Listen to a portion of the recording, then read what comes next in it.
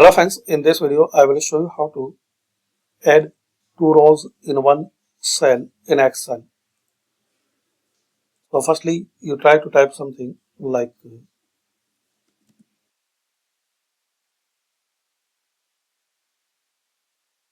how are you? So you can see it's appear some text in second column,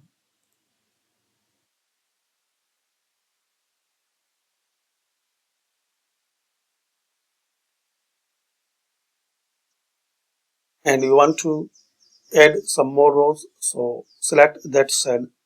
Now click on wrap text, wrap extra long text into multiple lines so you can see all of it. Now type here, select it.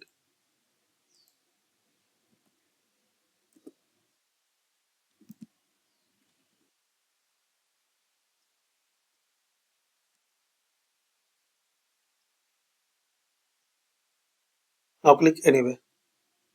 So we can see the difference between this text without rep, it's appear in two column, and this once you select rep text, so all text will appear in single cell.